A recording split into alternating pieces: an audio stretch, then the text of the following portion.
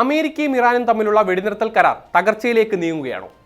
ഇങ്ങനെ ഒരു ചോദ്യം ഉയരാൻ കാരണം കഴിഞ്ഞ ദിവസം അമേരിക്ക നടത്തിയൊരു ആക്രമണമാണ്. ഇരു രാജ്യങ്ങളും ദുർബലമായ ഒരു ധാരണയിലെത്തി ദിവസങ്ങൾക്കുള്ളിലാണ് ഇറാനിൽ അമേരിക്കൻ യുദ്ധവിമാനങ്ങൾ ആക്രമണം നടത്തിയത്. മണിക്കൂറുകൾക്കുള്ളിൽ മേഖലയിലെ US സൈനിക താവളങ്ങൾ ലക്ഷ്യമിട്ട് ഇറാനും തിരിച്ചടിച്ചു. യഥാർത്ഥത്തിൽ എന്താണ് സംഭവിച്ചത്? എന്തുകൊണ്ടാണ് ഹോർമൂസ് കടലിടുക്ക് വീണ്ടും ഒരു ഫ്ലാഷ് പോയിന്റായി മാറുന്നത്? വിശദമായി നോക്കാം. സ്വാഗതം ഇൻഡെപ്തിലേക്ക്.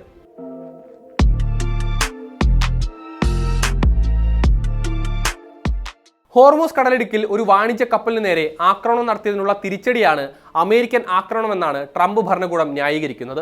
MV എവർ ലവ്ലി എന്ന സിംഗപ്പൂർ പതാകയുള്ള വാണിജ്യ ചരക്ക് കപ്പലിനെയാണ് ഇറാൻ ആക്രമിച്ചതായി അമേരിക്ക ആരോപിക്കുന്നത്. ഇരു രാജ്യങ്ങളും അടുത്തിടെ ഒപ്പിട്ട വെടിനിർത്തൽ ധാരണയുടെ ലംഘനമാണിത് എന്നാണ് അമേരിക്ക കുറ്റപ്പെടുത്തുന്നത്. ഇറാന്റെ മിസൈൽ സംഭരണ കേന്ദ്രങ്ങൾ, ഡ്രോൺ ഡിപ്പോകൾ, തീരദേശ റഡാർ ഇൻസ്റ്റാളേഷനുകൾ എന്നിവ ലക്ഷ്യമിട്ടായിരുന്നു അമേരിക്കയുടെ ആക്രമണം. അമേരിക്കയുടെ സെൻട്രൽ കമാൻഡ് പറയുന്നതനുസരിച്ച് അന്താരാഷ്ട്ര കപ്പൽ ഗതാഗതത്തെയും ഹോർമൂസ് കടലിടുക്കിലൂടെയുള്ള സഞ്ചാര സ്വാതന്ത്ര്യത്തെയും നിലനിർത്തുകയാണ് ആക്രമണത്തിന്റെ ഉദ്ദേശ്യം.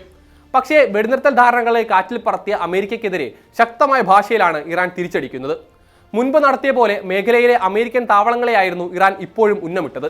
തങ്ങൾക്കെതിരെ എന്തെങ്കിലും ആക്രമണം ഉണ്ടായാൽ അതിന് തിരിച്ചടി ഉണ്ടാകുമെന്ന് നേരത്തെ തന്നെ ഇറാൻ പ്രഖ്യാപിച്ചതാണ്. അത് നടപ്പിലാക്കുകയാണ് ഇറാൻ ഇപ്പോൾ ചെയ്തിരിക്കുന്നത്. അമേരിക്കയുടെ ആരോപണങ്ങളെ പാടെ തള്ളിക്കളയുക കൂടി ചെയ്യുന്നുണ്ട് ഇറാൻ. അമേരിക്കയുടെ നടപടിക്ക് പിന്നിൽ ഗൂഢലക്ഷ്യങ്ങളാണെന്നാണ് അവർ പ്രതികരിക്കുന്നത്. ഇറാൻ നടത്തിയത് വെടിനിർത്തൽ ലംഘനമാണെന്ന് വിശേഷിപ്പിച്ചതിൽ അമേരിക്ക ഒടുവിൽ ഖേദിക്കേണ്ടി വരും എന്നാണ് ഇറാന്റെ മുന്നറിയിപ്പ്. ഡൊണാൾഡ് ട്രംപിനെ പരാജയപ്പെട്ട US പ്രസിഡന്റ് എന്നാണ് എക്സിലെ ഒരു പോസ്റ്റിൽ ഇറാൻ പാർലമെന്റിന്റെ ദേശീയ സുരക്ഷാ കമ്മീഷൻ മേധാവി ഇബ്രാഹിം അസീസി വിശേഷിപ്പിച്ചത്. ചർച്ചകളുടെ തത്വങ്ങളോടോ വെടിനിർത്തലിനോടോ ഒരു പ്രതിബദ്ധതയും അമേരിക്ക കാണിച്ചിട്ടില്ല എന്നും അസീസി കുറ്റപ്പെടുത്തുന്നുണ്ട്. ഇരു രാജ്യങ്ങളും തമ്മിൽ വീണ്ടും തർക്കങ്ങൾ ഉടലെടുക്കുമ്പോൾ ആശങ്കയിലാകുന്നത് പതിവ് പോലെ ആഗോള ഊർജ്ജ വിപണിയാണ്. കാരണം നിലവിലെ സംഘർഷങ്ങളുടെ കേന്ദ്ര ബിന്ദുവും ഹോർമൂസ് ആണ്. ഈ മേഖലയിലെ ഏതൊരു സൈനിക ഏറ്റുമുട്ടലിനും ആഗോള ഊർജ്ജ വിതരണത്തെ തടസ്സപ്പെടുത്താനും എണ്ണവില വർദ്ധിപ്പിക്കാനും ലോകമെമ്പാടുമുള്ള സമ്പദ്വ്യവസ്ഥയെ തകർക്കാനും ശേഷിയുണ്ട്. അതിനാൽ ലോകരാജ്യങ്ങൾ ഈ വിഷയത്തെ അതീവ ഗൗരവത്തോടെയാണ് നോക്കിക്കാണുന്നത്. ഒരു തീരദേശ രാഷ്ട്രമെന്ന നിലയിൽ ഹോർമൂസ് കടലിടുക്കിലെ സുരക്ഷ കൈകാര്യം ചെയ്യുന്നതിൽ ഒരു പ്രധാന പങ്ക് തങ്ങൾക്കായിരിക്കുമെന്നാണ് ഇറാന്റെ അവകാശവാദം. അതേസമയം ജലപാതയിലൂടെ കടന്നുപോകുന്ന കപ്പലുകൾക്കുമേൽ കൂടുതൽ നിയന്ത്രണം ഏർപ്പെടുത്താനുള്ള ഇറാന്റെ ശ്രമങ്ങളെ അമേരിക്കയും നിരവധി ഗൾഫ് രാജ്യങ്ങളും എതിർക്കുകയും ചെയ്യുന്നുണ്ട്.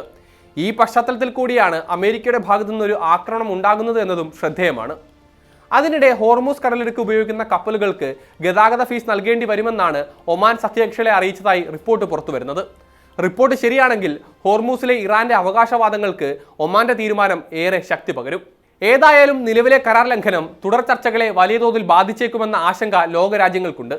നയതന്ത്രം അതിജീവിക്കുമോ അതോ ഈ പ്രതിസന്ധി വിശാലമായ ഒരു യുദ്ധത്തിലേക്ക് പശ്ചിമേഷ്യയെ വീണ്ടും തള്ളിയിടുമോ എന്നത് വരും ദിവസങ്ങളിലാകും തെളിയുക. രണ്ടാമത്തേതാണ് സംഭവിക്കുന്നതെങ്കിൽ അത് ആഗോള സമ്പദ്വ്യവസ്ഥയ്ക്ക് തന്നെ വലിയ തിരിച്ചടിയുമായേക്കും.